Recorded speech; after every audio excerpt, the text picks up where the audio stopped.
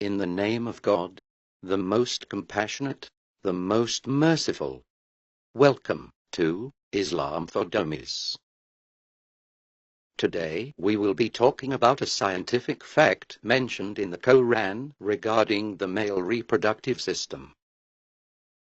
It is important to point out that while the Quran is not a science textbook, many of the latest scientific discoveries were revealed in Quranic passages 1400 years ago.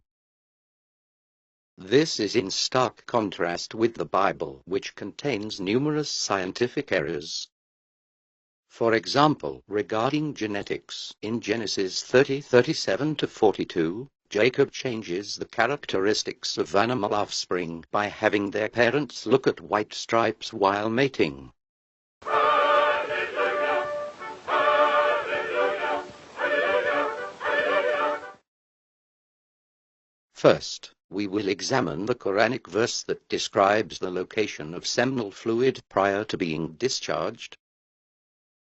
The literal translation of the Quran, chapter 86, verses 6 and 7 is, Man is created from gushing water, which comes out from between the backbone and the ribs. in other words, just prior to gushing or coming out of the body, seminal fluid is located between the backbone and the ribs. At first glance, a layman might think that semen comes out from the testicles. While the sperm is produced in the testicles, neither is the sperm nor is the seminal fluid, which is essential for natural fertilization, anywhere near them prior to ejaculation. The verse specifically mentions the entire fluid of semen and not just the sperm component. So let's examine the process of emission, where all the components of semen are joined. Sperm is stored in the epididymis, which is not in the testicles, but above them. The sperm, which comprises 2 to 5% of the seminal fluid, travels from the epididymis up through the vas deferens duct and around the bladder. Together, the seminal vesicle and the prostate gland produce 90% of the fluid in semen. This mixture travels through the prostate and is joined by mucus from the bulbourethral glands just below the prostate. It is at this point that semen is fully formed, comprising both the sperm and the seminal fluids. As we can see, just prior to coming out of the body, all components of semen are mixed near the prostate, which is centered in the body, between the backbone and the ribs, or between the spine and the chest, which is between the back and front of the abdomen or torso, and most certainly not in the testicles or in the lower body at all. Someone might object to this by saying, The ribs are too high to say that the prostate is between the backbone and the ribs. To this objection we answer that the head is still between the shoulders, even though it is too high, and the genitals are still between the legs, even though they are too high. Now, let's check the verse again. Man is created from gushing water, which comes out from between the backbone and the ribs. This precise scientific description could not have been known 1400 years ago, and even today many people don't know it, as we will see next. Second, we will examine some false claims regarding the scientific accuracy of this verse. In reference to this verse, Answeringislam.org quotes a mistake by Dr. William Campbell. We are left with the very real problem that the semen is coming from the back or kidney area and not the testicles.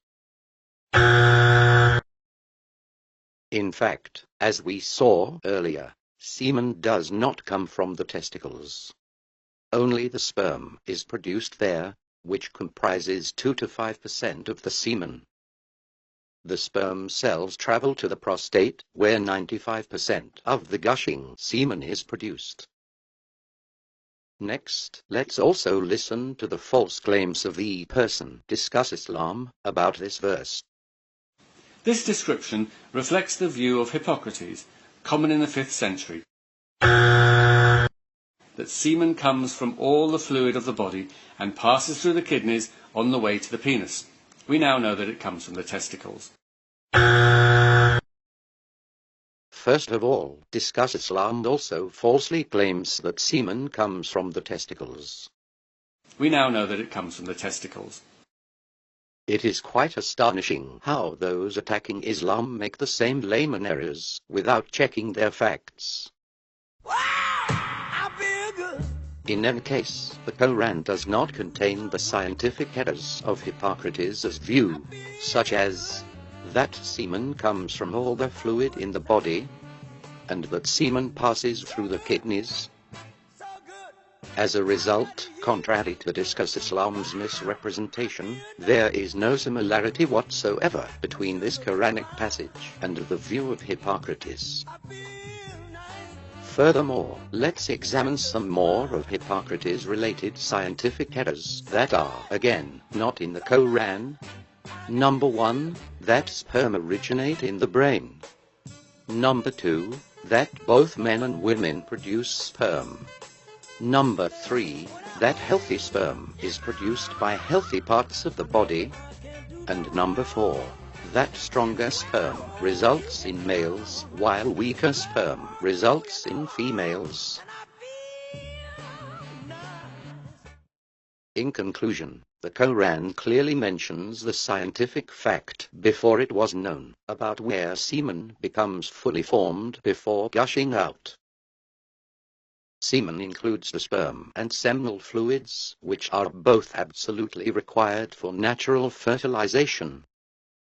The Quran accurately states that this fluid is between the backbone and the ribs prior to coming out of the body, as seen from the profile view of the male anatomy.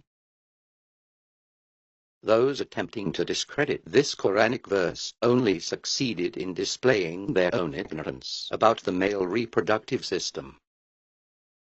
In addition, trying to ascribe the numerous scientific accuracies from the Quran to philosophers like Hippocrates, who could rarely avoid scientific errors on any matter, is obviously quite ridiculous.